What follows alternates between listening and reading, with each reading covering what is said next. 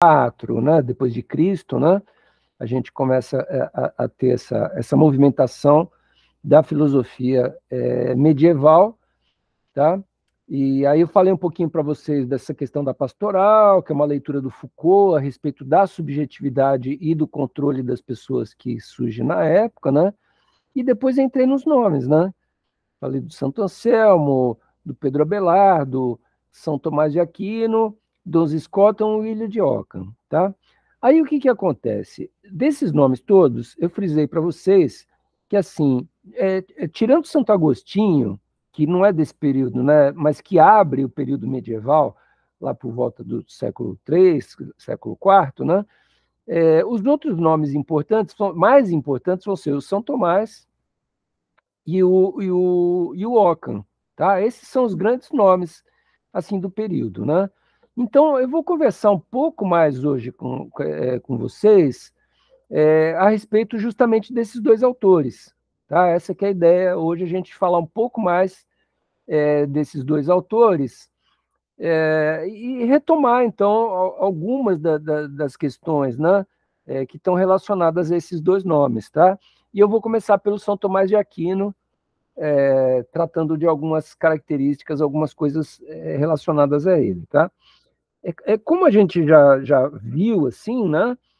A filosofia medieval é a segunda fase da história da filosofia. A hora que acaba a filosofia antiga, né? Que passou por aqueles 3 períodos que a gente viu, pré-socráticos, a era clássica grega e os estoicos, céticos, etc., terminou a filosofia antiga e começa a filosofia medieval.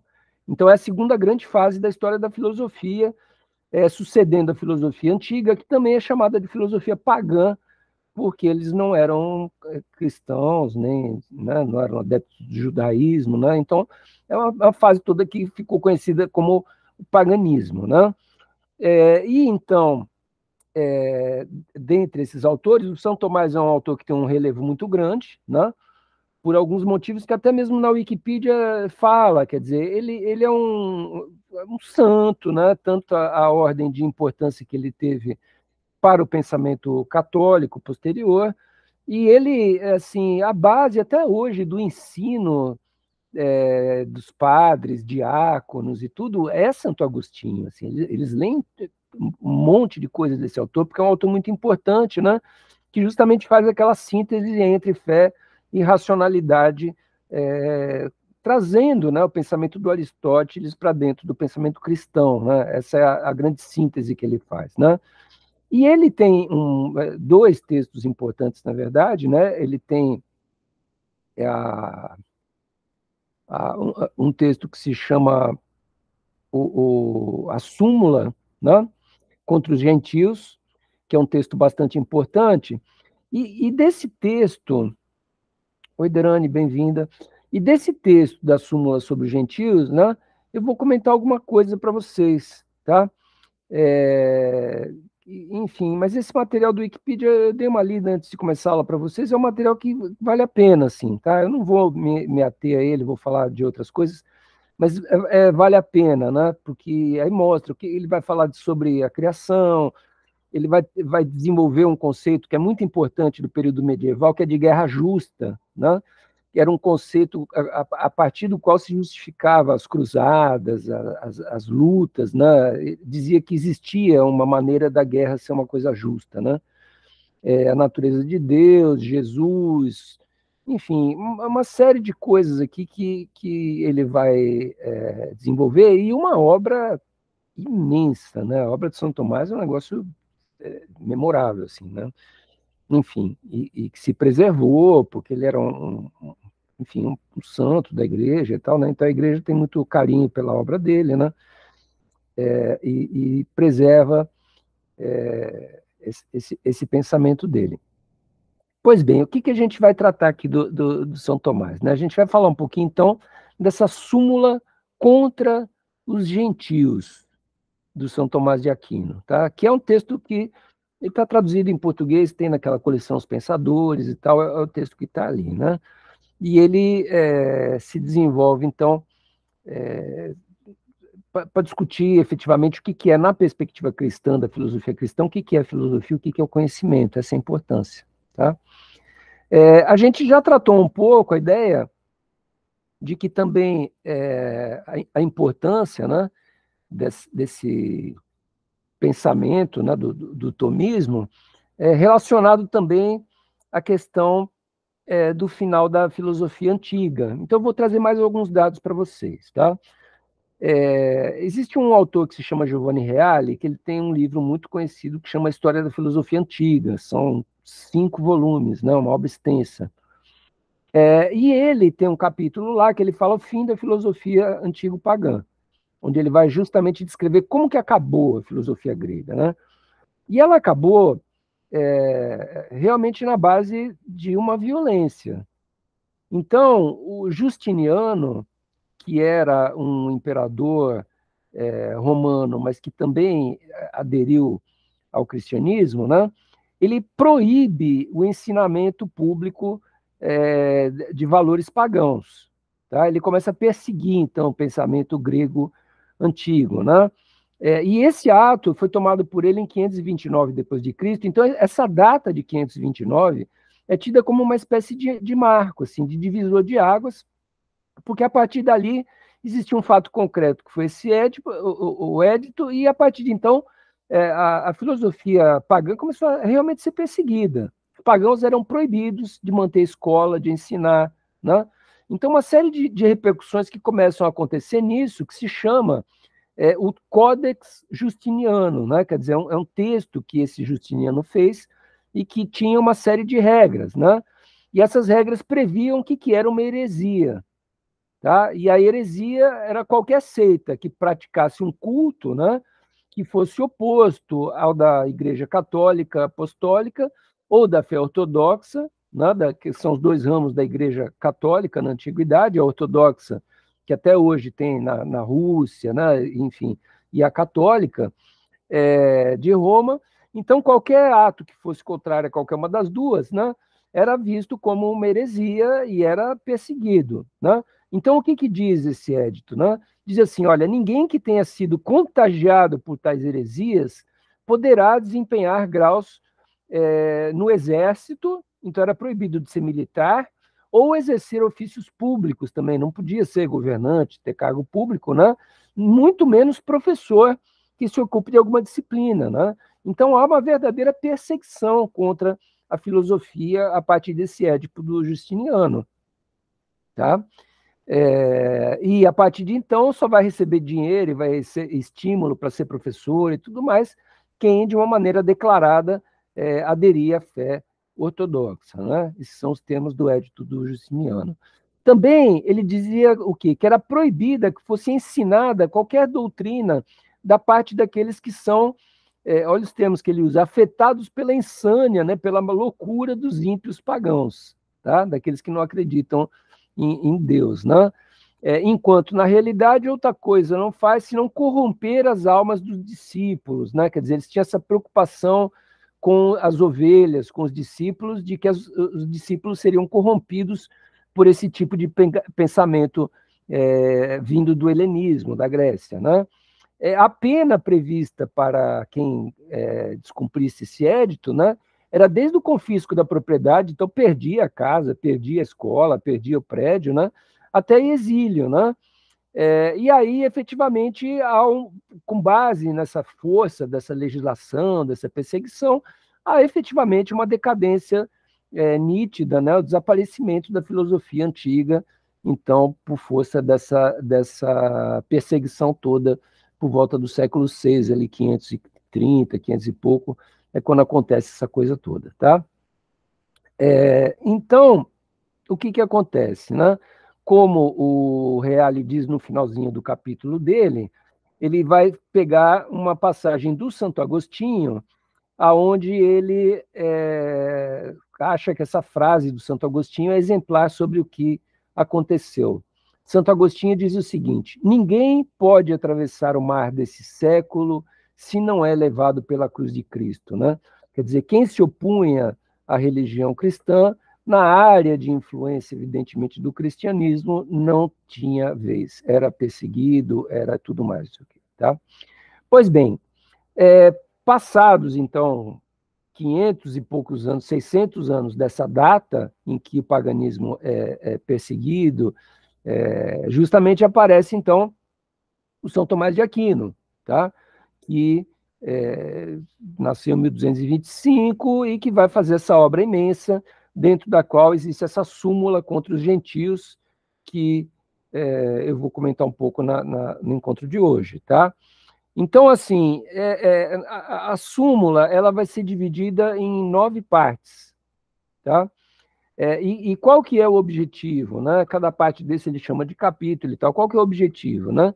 Então, no primeiro capítulo, ele já esboça um pouco qual que vai ser o objetivo da totalidade da obra, né? O que ele quer esboçar? Ele quer explicar o que é o ofício do sábio, ele quer explicar o que é o ofício do filósofo, tá? Então, essa é a marca, né, desse pensamento cristão filosófico, né? Quer dizer, ele vai tentar determinar qual que é a visão do sábio segundo uma perspectiva cristã, tá? Ou seja, fazendo uma síntese entre o pensamento filosófico clássico, que era aquilo que se tinha até então por filosofia, por ato filosófico, por filósofo, né? Mas que era um pensamento pagão. Então, a síntese desse pensamento filosófico com o próprio cristianismo, né? O que é bem característico dessa filosofia medieval. Ela vai estar sempre misturando, então, coisas, né, que vêm, por exemplo, em Santo Agostinho, ele vai pegar coisa do neoplatonismo e vai misturar com o cristianismo, né? Aqui no São Tomás já é muito mais a obra do próprio Aristóteles, que ele também vai misturar com o cristianismo. Então, para definir esse ofício do sábio, o São Tomás vai recorrer a argumentos daquele que ele chama do filósofo, o filósofo, né? Sempre que São Tomás fala o filósofo, ele está falando do Aristóteles, tá? Ele é um cara que adorava assim, o Aristóteles, achava que o Aristóteles, inclusive, escrevia coisas que, se você olhasse com calma, você ia identificar que elas também estariam presentes na Bíblia, né? Então, essa tentativa de aproximação muito grande entre o pensamento do Aristóteles e o pensamento cristão, né? Aquela coisa dos céus lá que o Aristóteles falava, não, tem um motor imóvel lá no alto e tal, não sei o que, o pensamento cristão falou, olha, isso aqui é Deus, né? Então faz uma leitura, né? Uma apropriação do pensamento filosófico, fazendo uma síntese disso com o cristianismo, tá? Mas então vai usar muita coisa do Aristóteles, da metafísica, dos tópicos, que é a obra onde ele discute a lógica, mas também vai usar São Paulo, né, a carta aos Coríntios, né, uma série de obras de São Paulo apóstolo, e ainda o Evangelho de São João, quer dizer, ele consegue fazer essa miscelânea, essa mescla, né, desses pensamentos para definir o que ele acha que é o ofício do sábio, né? Então ele vai concluir, depois de refletir bastante a respeito do ofício do sábio, né, que existe uma necessidade de que o sábio seja um verdadeiro cristão, que ele tenha também essa qualidade, né, apontando para essa ideia de que o verdadeiro sábio é o católico apostólico romano, né? Quer dizer, por quê? Né? Porque ele se mostra como uma pessoa piedosa, ele vai ser um combatente do ateísmo, do ímpio, da impiedade, né? Daquilo que é portador do erro, né? Então ele vai ter todos esses valores que vão complementá-lo como um filósofo, tá? Aí no segundo capítulo ele vai apresentar o plano do próprio autor para desenvolver esse pensamento, né? Que consiste, então, em expor, apresentar a sabedoria filosófica da tradição, e apontando para o fato de que o saber filosófico ele é superior a qualquer outro tipo de sabedoria específica, qualquer ciência específica, né? Então, a biologia ela é inferior, a química é inferior, né? A filosofia é essa ciência mais elevada, né? É um pouco a maneira como ele vai falar. Então, o médico também, o farmacêutico são inferiores, né?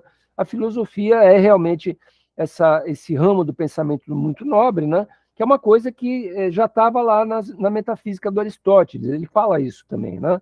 Então vejam como ele vai puxando essas coisas do Aristóteles e vai atualizando. Mas, novamente, vai fazer mistura disso com fontes católicas. Então, ele vai misturar esse pensamento do Aristóteles com coisas do livro do Eclesiástico, com o Salmo 103, com o livro da Sabedoria, o livro sobre a Trindade, né? Então é sempre essa costura que é bem característica, né, desse pensamento medieval, desses autores da filosofia medieval, tá? Aí ele vai entrar numa discussão, né, a respeito do ateísmo, dos erros, né, e das dificuldades para combater aqueles que não sabem. Como é que você mostra para alguém que a pessoa não sabe, né? Quer dizer, tem que ter um problema. E como é que você vai dizer para alguém que a pessoa está errada naquilo que ela pensa, né? Isso é muito difícil, né? E aí ele vai citar, olha, veja como é difícil, né, para um cristão, por exemplo, convencer um maometano que ele está errado, um judeu que ele está errado, um herético que ele está errado, né? Quer dizer, e ele vai tentar investigar por quê, né? Qual que é a fonte dessa dificuldade, né? A fonte da dificuldade é que efetivamente são tradições que não reconhecem a autoridade das Sagradas Escrituras, né? Que foram definidas também pelo cristianismo como sendo o Antigo e o Novo Testamento. E essas outras fés não compactuam, né, principalmente do Novo Testamento, né, desse reconhecimento de autoridade. Tá? Vocês lembram que eu falei um pouquinho para vocês do problema da verdade, né? E que o problema da verdade é um problema de crença num certo nível, né? E como é que alguém é de uma crença vai convencer alguém que é de outra crença? Olha a dificuldade que a pessoa enfrenta, né? É um tipo de debate que, em geral, não tem solução. Você colocar duas pessoas de crenças distintas, uma para discutir com a outra, nenhuma vai convencer a outra, nem a outra um também, né? Mas ele está tentando estudar isso, por quê? Porque a pretensão desse pensamento filosófico religioso né, converter todos ao catolicismo, né? Então, ele vai achar que por meio de um estudo atento das escrituras vai ser possível determinar as verdades, né? E tentar convencer outras pessoas dos erros que elas estão cometendo a partir justamente da exposição dos textos sagrados e daquilo que eles propagam, tá? No terceiro capítulo, o São Tomás vai discutir, então, a possibilidade da descoberta da verdade divina. Se é possível uma revelação da verdade divina, né?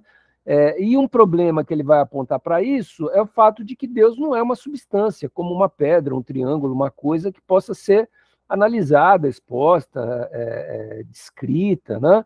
Então, é alguma coisa que foge, em certa medida, ao domínio do inteligível ao ser humano, né? Foge um pouco daquilo que a gente é capaz de compreender, né? Então, o que ele diz aqui? A inteligência humana é incapaz, pelas suas próprias forças, de aprender a substância ou essência íntima de Deus, né? Fecha a citação aqui do autor. Quer dizer, ele está dizendo um pouco dessa dificuldade. Como é que você vai passar para alguém esse valor de alguma coisa que é tão difícil de conhecer, tá? E aí, assim como o Aristóteles, o São Tomás vai apontar para a ideia de que os sentidos são uma fonte de conhecimento. Então é mais fácil conhecer aquilo que a gente tem contato sensível, aquilo que a gente vê, aquilo que a gente toca, aquilo que a gente cheira, né? Já o conhecimento intelectual, quer dizer, é um modo próprio da vida pensante, né? Que tem também a sua validade, mas, em geral, é mais fácil construir validade intelectual a partir daquilo que os sentidos percebem, né? É mais fácil produzir um conhecimento sobre aquilo que a gente tem percepção sensível. Então, aquilo que a gente não tem, quer dizer, a mente humana ela começa a tatear um pouco no escuro, né? E o problema é justamente que Deus, essa substância, essência divina, não se deixa vislumbrar pelos sentidos. É aí que acaba criando esse problema todo, essa dificuldade dos limites do conhecimento, tá? E aí São Tomás então vai falar exatamente isso, quer dizer, existem limites para o conhecimento humano, né? E um fato de que um sujeito que estudou tem maior poder de discernimento do que uma pessoa mais simples, que seja do campo, que não teve a oportunidade, que não conseguiu, né? Quer dizer, isso é uma verdade, mas, por outro lado, também existe uma hierarquia desse saber, quer dizer, que acima desse que estudou, existem os anjos, né? E aí ele entra com a teologia mesmo, ele entra com os anjos, que superam em muito a inteligência dos seres humanos, né? E mais ainda, acima dos anjos, a própria inteligência de Deus, né? Quer dizer, que supera todas as demais. Então ele cria uma hierarquia em moldes, né, meio que platônicos, assim, antigos da filosofia grega, mas introjetando, então, Deus, anjos, né, ele vai introjetando as figuras do cristianismo dentro do pensamento. Que é isso que eu estou querendo deixar bem claro assim, para vocês, para mostrar a dinâmica, né, de como é que funciona.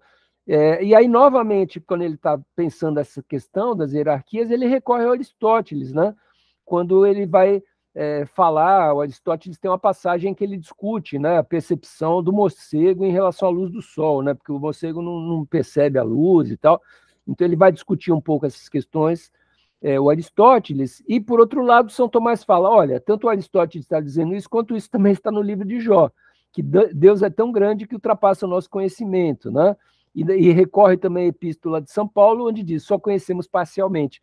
Então ele vai o tempo inteiro costurando, né, coisas do filósofo, que é o Aristóteles, com coisas das fontes do cristianismo, que são os textos sagrados com base nos quais ele vai construir o pensamento dele, tá? A razão humana, então, ela é incapaz de entender Deus, né?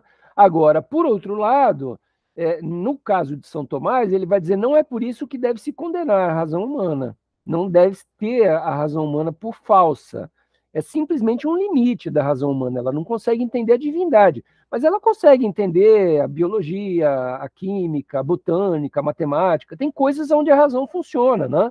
Então, dessa maneira, o São Tomás reserva um espaço para a razão e reserva um outro espaço para a fé, né? E diz que as coisas não são antagônicas, não tem que ter briga entre fé e saber, quer dizer, elas são coisas que podem se complementar, né? O que é a característica mais diferencial da filosofia medieval em relação à filosofia antiga, quer dizer, ela consegue fazer essa conciliação entre religião e racionalidade. Aí, quando ele entra no capítulo 4, que é justamente esse tema, né, ele vai dizer, então, que é justo que as verdades divinas acessíveis à razão não sejam propostas como objetos de fé. Quer dizer, aquilo que a gente não consegue alcançar com a razão, a gente tem que alcançar por intermédio da fé. Razão e fé não são contrapostas, ao contrário, são complementares, porque em ambas existe racionalidade. Só que no caso da fé, a racionalidade extrapola os limites da racionalidade humana e se pauta por um outro tipo de racionalidade superior, que é a dos anjos e de Deus. Tá? Então, nesse sentido, existe uma hierarquia, não é que não exista, né? Para ele existe uma hierarquia, mas elas não são antagônicas. Tá? E há um problema em relação à racionalidade divina, que é o fato da gente não entender essa racionalidade. Então, a gente só especula, chega perto dela por intermédio dos atos de fé, né? Então, basicamente, é isso que vai caracterizando essa costura, né? E assim, e por que a gente sabe que aquilo que a gente descobre por intermédio da fé está no caminho certo, está no caminho da verdade do divino, né? Aí ele vai dizer, olha, a gente sabe isso por quê? Porque Deus é generoso. Então Deus embutiu dentro do homem a capacidade de pelo menos pressentir aquilo que ele não é capaz de entender. Então, Deus transmite aos homens verdades do caminho da fé, que são verdades que, por intermédio da nossa razão limitada, a gente não conseguiria descobrir. Mas Deus ilumina a gente e mostra qual é o caminho, né? Mostrando, então, uma certeza, uma verdade, né? Que concerne as coisas do divino. Tá? Essa, então, é a consequência da misericórdia divina. Deus não deixaria a gente ficar errando quando a gente tenta se aproximar dele, né? Por força da sua misericórdia, ele mesmo vai nos dando o caminho, vai nos indicando, e aí as pessoas iluminadas vão chegando perto disso, né? Não é por outro motivo que o próprio São Tomás vai virar santo, quer dizer, é uma pessoa tida pela própria igreja, né?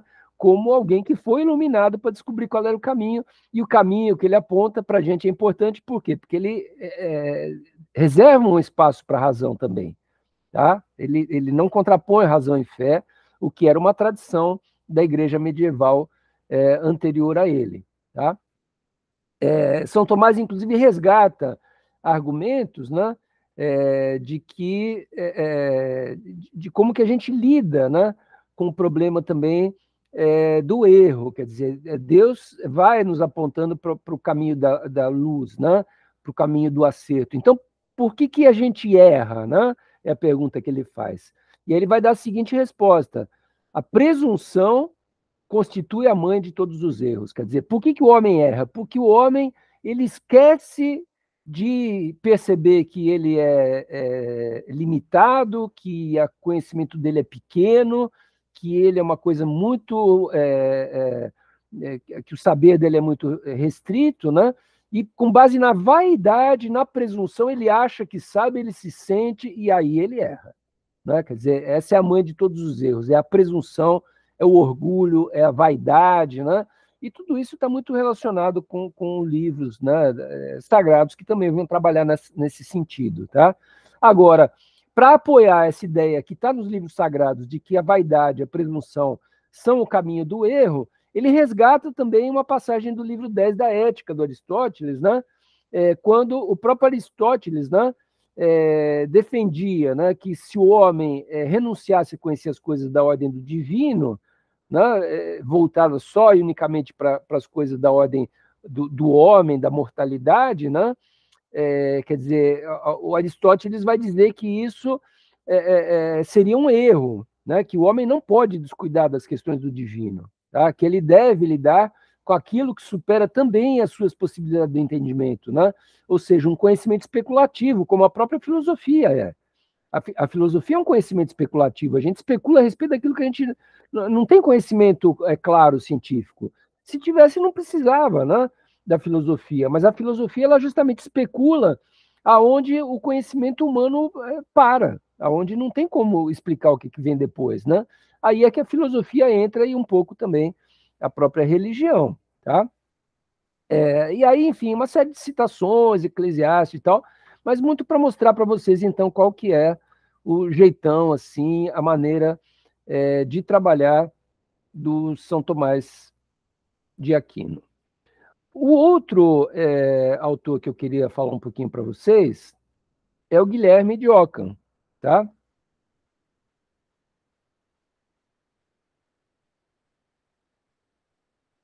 O Ockham,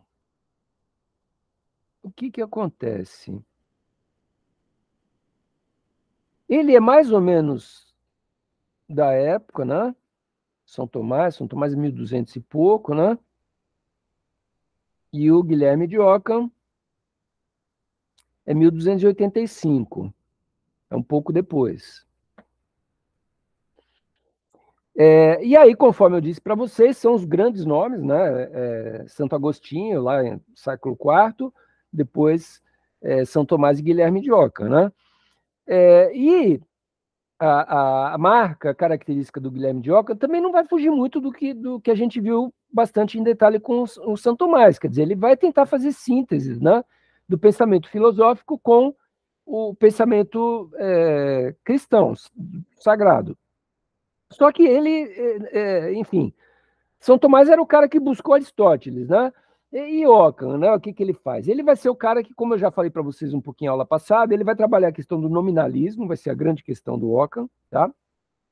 Mas também ele vai trabalhar a ideia de que tem algumas coisas que devem ser preservadas pela filosofia, né? Então, um primeiro valor que ele vai trabalhar, original dele, do Guilherme de Ockham, que a gente vai ver, que eu já falei um pouco para vocês também, é a chamada navalha de Ockham, né? É uma terminologia bastante comum e que navalha de Ockham, tá vendo? E que sempre é um tema que se discute quando se trata do Ockham, né? Vejam que a grafia do Ockham, isso também eu não chamei muita atenção para vocês. Tá vendo? Aqui aparece com CKH, aqui aparece com dois Cs e AM. Tem um problema aí na grafia do nome do Ockham, né? Tem vários tipos de grafia. Ele é inglês, né? Enfim, mas não sei exatamente por que essa dificuldade toda de dizer como é que escreve o nome dele. Mas, enfim, o jeito que está aqui é o CKH. Eu coloquei dois Cs no meu slide porque eu acho mais fácil, mas tem aqui o CKH. E o que vai dizer, então, essa navalha de Ockham, né? Que nada, primeiro, deve ser postulado ser uma razão, então deve existir racionalidade no pensamento filosófico, né? A menos que a coisa seja tão simples que, por autoevidência, a gente já possa conhecê-la. Pela experiência, a gente já conheça, né? E qual que seria um exemplo de coisa que ele diz que é desse tipo, que não precisa ficar pensando para descobrir? Ele vai falar, olha, é justamente a Sagrada Escritura, quer dizer, a Bíblia não é um negócio que você precisa ficar estudando. Ela, pela própria autoridade, pela própria presença, né? Quer dizer, ela já traz dentro de si a verdade, né? E aí, quer dizer, com base na navalha de Ockham, então tudo que tem interseção de divergência com relação à Bíblia, você corta e deixa só a Bíblia como a fonte do seu pensamento, né? Então, esse tipo de mecanismo que ele vai criar, né? Essa perspectiva ou isso ou aquilo. Mas qual que eu escolho? Sempre é mais simples, né? Então, a teologia na obra do Ockham, né, ela vai ser impositiva, ela vai sobrepor a ordem das questões racionais, das questões lógicas, né? Por quê? Né? Porque são campos onde, primeiro, você tem ali uma explicação simples, e segundo, são campos que, se você quiser usar a razão para entender e para discernir, você vai acabar percebendo que tem coisas que a razão não consegue explicar, tá? E as questões da religião são um bom exemplo disso. Então, nesse momento, é melhor abandonar a razão e partir para a pura simplicidade do entendimento e da aceitação da palavra divina, tá? Aí ele vai começar outra discussão importante do Ockham, ele vai discutir um pouco o problema que a gente viu lá do erro também, que São Tomás também discute um pouco, né? Mas o Ockham, ele vai ter uma abordagem um pouquinho diferente, tá? Ele vai se amparar demais num texto do Santo Anselmo, que a gente também viu rapidamente, porque ele tem aquela famosa prova ontológica da existência de Deus, né? Na prova lógica da existência de Deus, e o Ockham, ele vai buscar do Santo Anselmo, né? Porque a presença da lógica na obra do Ockham é muito incisiva, assim, né? Ele vai buscar no Santo Anselmo um texto que ele tem que é sobre a querela do diabo, tá? O Santo Anselmo vai discutir se o diabo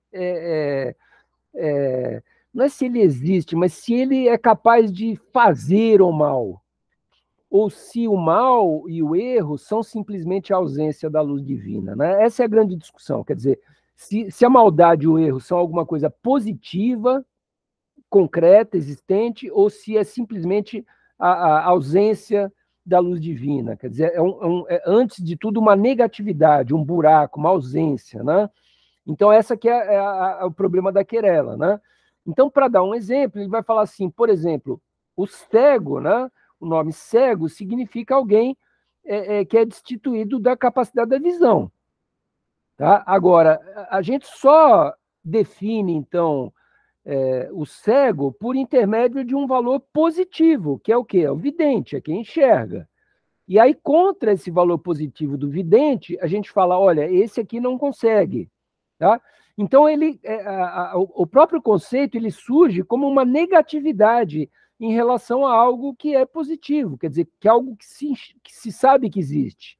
É positivo nesse sentido, não é em sentido de valor, tá? Não é positivo no sentido de melhor, não, não. É positivo porque é algo que existe, né? E o negativo é algo que não existe, é uma supressão, é uma ausência, é uma falha, uma falta, né? Essa que é a ideia, né?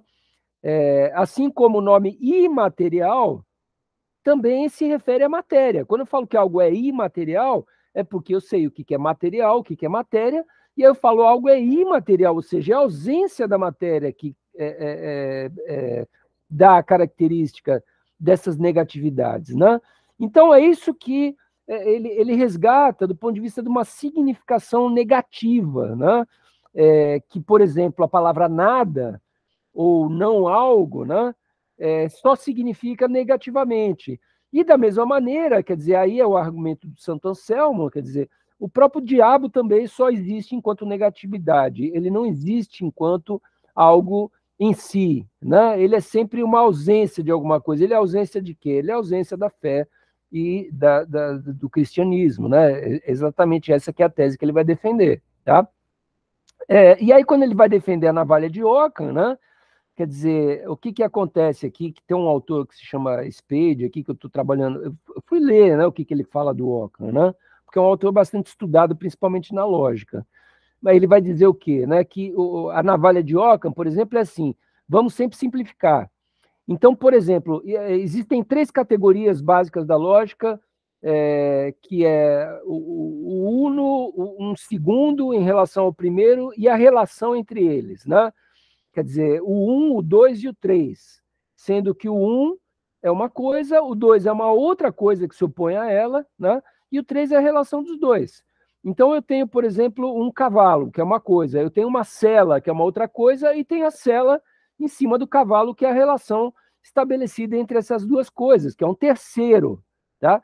E o que acontece? O Ockham ele vai dizer, olha, esse terceiro é uma bobagem, quer dizer, porque onde já se viu você pensar uma sela sem cavalo? Quer dizer, é natural que da sela e do cavalo você já tenha tudo já que você precisa para constituir ou não relações. Quer dizer, relação não deveria ser uma categoria, essa que é a ideia, né?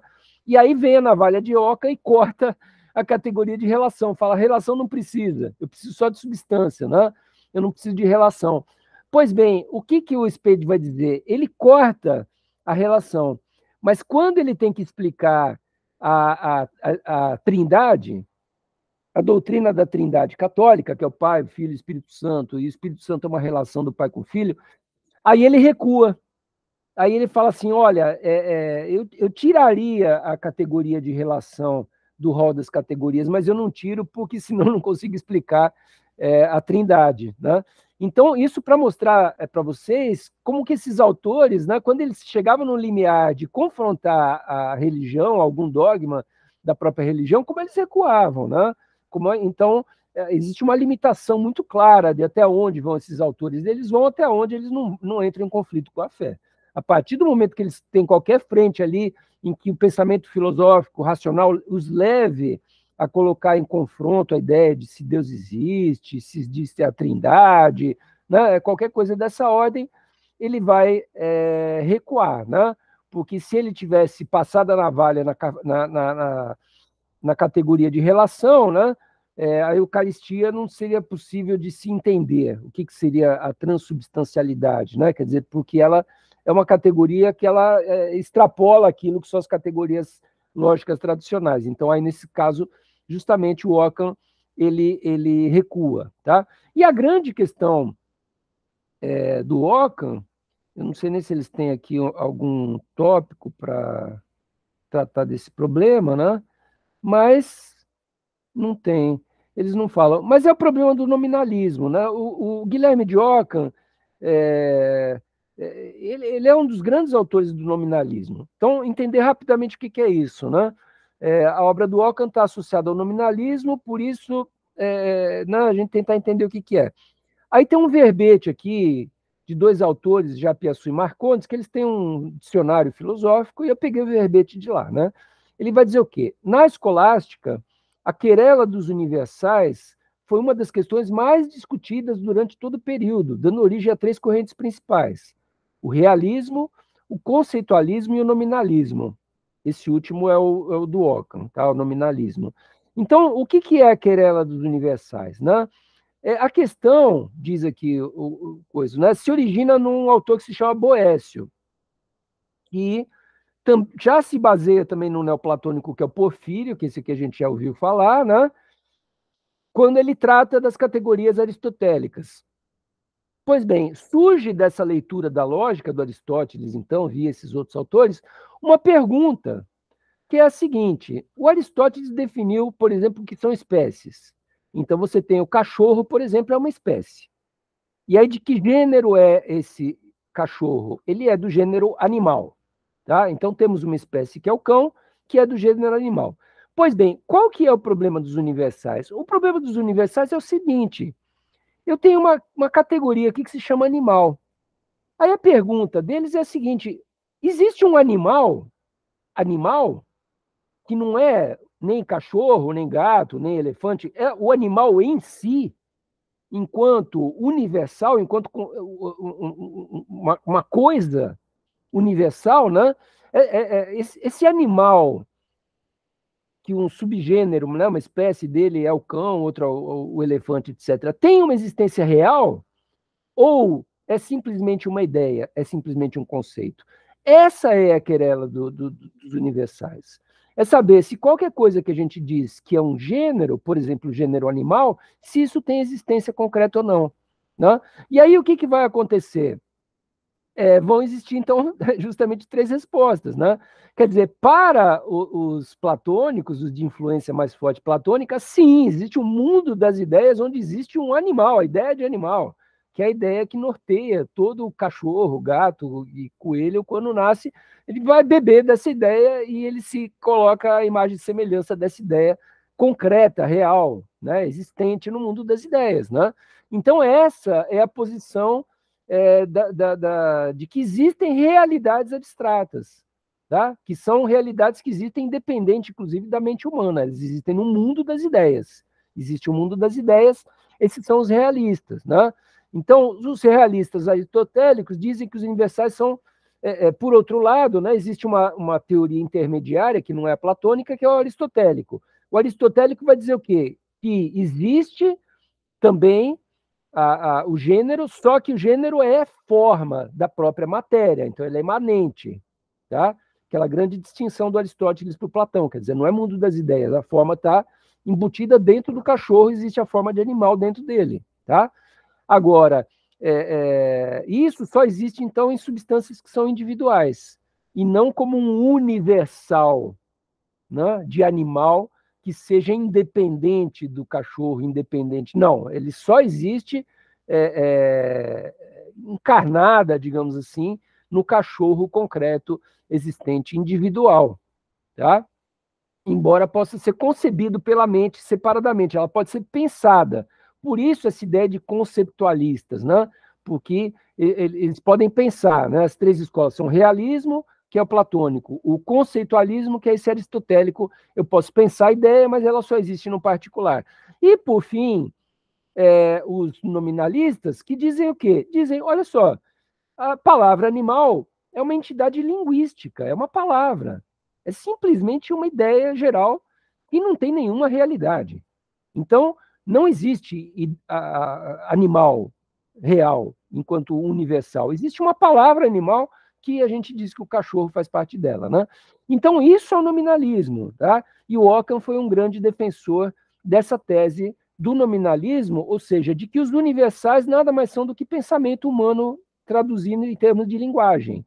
Então, toda vez que a gente pensa num universal, a gente fala, sei lá, os planetas, a gente fala os órgãos celestes, né? Quando a gente fala os átomos, qualquer universal que a gente fala, a gente está sempre falando simplesmente uma unidade linguística que explica alguma coisa. Tá? E aí, então, essa questão do nominalismo. O próprio Ockham, ele não se chamou nominalista, tá? Mas por volta do final do século XIV, né, 1300 e bolinha e tal, volta a existir uma discussão muito forte entre realistas e nominalistas, e aí, nesse momento, vão esses caras que... O Ockham já tinha até morrido, né? Mas eles olham para a obra do Ockham e de um outro filósofo também chamado Buridan, e falava, então, que o Ockham e o Buridan teriam sido os criadores do nominalismo, né?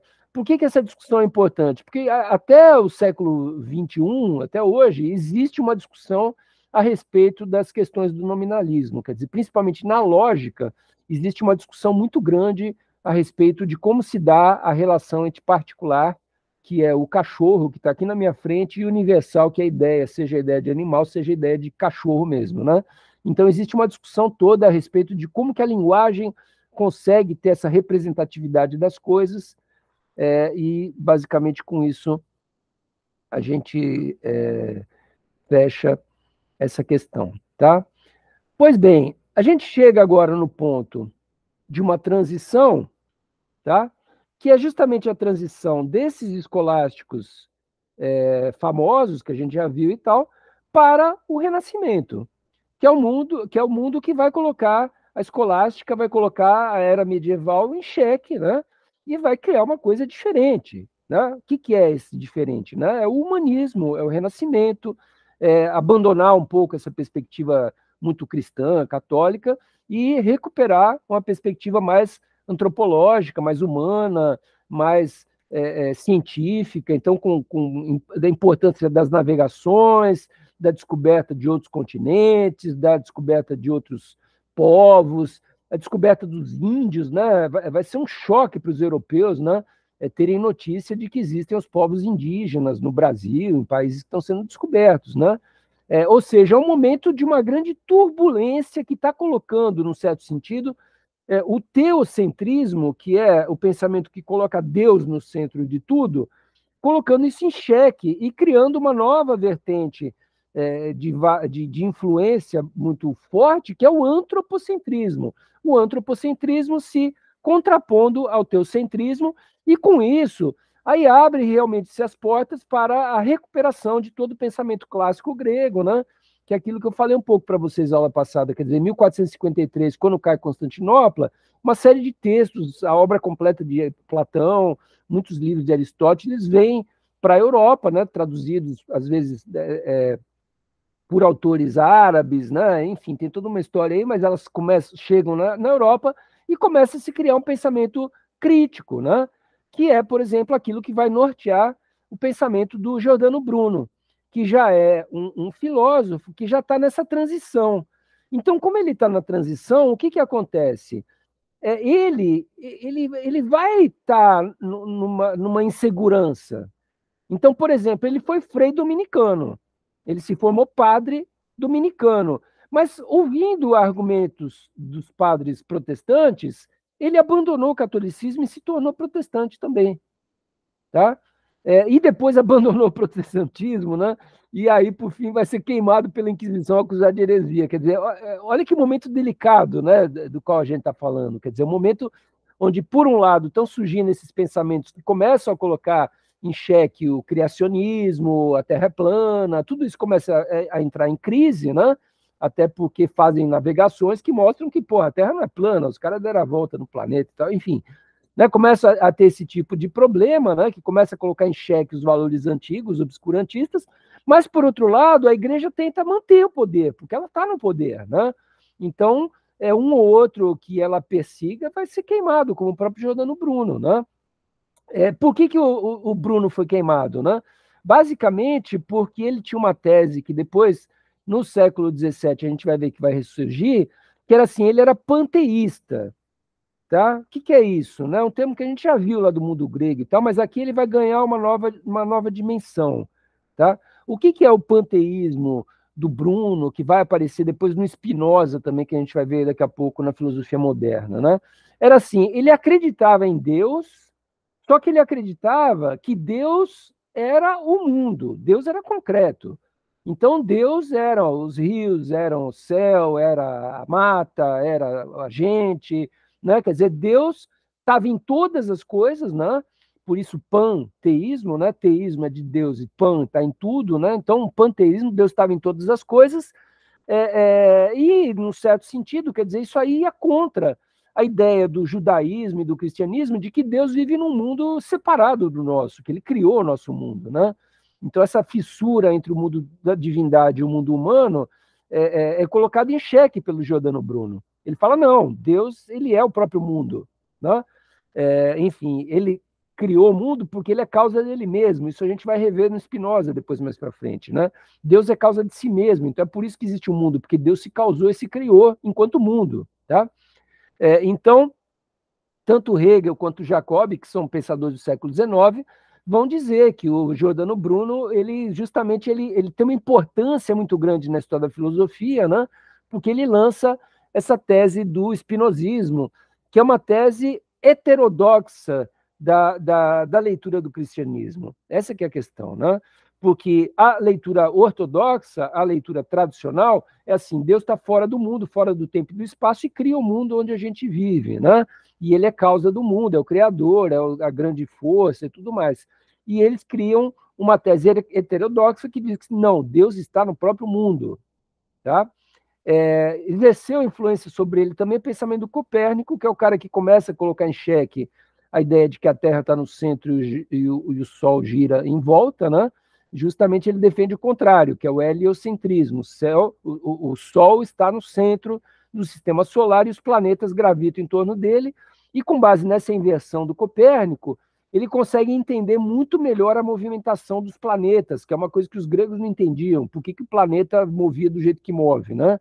E aí, com as teses do heliocentrismo, isso começa a ficar mais claro, por que é. É porque o Sol que está atraindo os planetas em torno dele, então o movimento deles é em torno do Sol, e a gente olhando da Terra, o movimento deles fica meio maluco, né? Porque a gente também está girando em torno do Sol. E aí, outra tese importante de Giordano Bruno é a seguinte, que o universo era infinito, povoado de uma infinidade de estrelas, e em outros planetas devia existir vida inteligente, né? Então, o cara lá no século XVI já falando de extraterrestre, olha que interessante. Né? Introduz uma moderna teoria do conhecimento que compreende as coisas naturais do universo a serem conhecidas pela mente humana através da estrutura dialética do próprio pensamento, da própria mente, né? Então, pensamento altamente inovador, assim. Junta forma e matéria aristotélica e diz que elas são uma unidade em todas as coisas. Então, é uma filosofia do monismo. É uma filosofia que junta forma e matéria em uma coisa só, em uma substância. O que é essa substância? Essa substância para ele é Deus.